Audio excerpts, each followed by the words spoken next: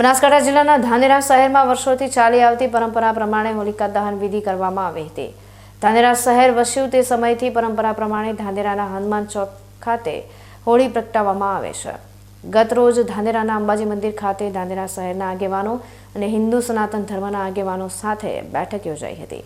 આ રિવાજ વર્ષોથી જ ચાલ્યો આવે છે। ત્યારબાદ સૌ આગેવાન ઢોલના રણકાર સાથે બે ધજા હાથમાં લઈ એક શોભાયાત્રા સાથે ચાલતા હનુમાન ચોક તરફ આગળ વધતા હોય છે અને ત્યાં આવેલા ગામખેડાના હનુમાનના મંદિરે નારાયણનો પ્રસાદ કરી સૌ આગેવાનો હોલિકાના સ્થળે પહોંચી ભૂમિપૂજન કરી હોલિકાને છાણા અને લાકડા થકી તૈયાર કરી હતી, જેમાં ધાનેરાના દરેક સેવાભાવી આગેવાનો જોડાયા હતા। ત્યારબાદ નક્કી શુભ ચોઘડિયામાં હોલિકા માતાનું પૂજન કરી તેને પ્રગટાવવામાં આવી હતી, જેમાં સૌની નજર હોલિકાની વચ્ચે ઊભેલી ધજા પર હોય છે। વર્ષો જૂની માન્યતા છે કે ધજા કઈ દિશામાં ઉડીને પડે છે, જેના પરથી આર્થિક રીતે વર્ષ કેવું જશે તેના શુકન જોવામાં આવે છે અને આ વર્ષે ધજા ઉત્તર દિશામાં સ્તંભ સાથે પડી હતી, જેને લઈ શાસ્ત્રીજીનું માનીએ તો વર્ષ 70% જેટલું ખેતી અને આર્થિક રીતે સારું પસાર થાય તેવા શુકન જોવા મળ્યા હતા। ભારત માતા કી જય।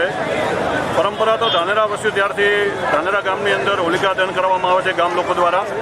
પણ ધાનેરા એક એવું ગામ છે કે જ્યાં અંબાજી મંદિરે દરેક સમાજના લોકો ભેળા થાય છે, એકાત્મતા જોવા મળે છે અને ત્યાંથી બે ધજાઓ સાથે વાદ્ય ગાદ્ય ઢોલ સાથે એક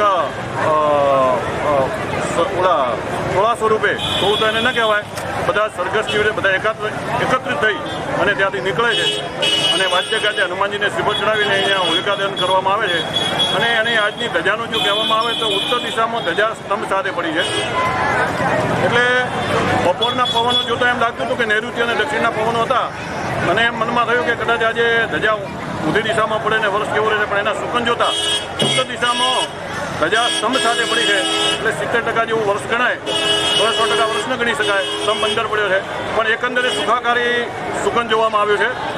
ધાનેરા સનાતન ટ્રસ્ટ દ્વારા આગેવાનો દ્વારા આ કાર્યક્રમ અહીંયા કરવામાં આવે છે અને વર્ષોથી આ કાર્યક્રમ ધાનેરાની અંદર થાય છે અને આજે શુભ શુકન જોવા મળ્યા છે।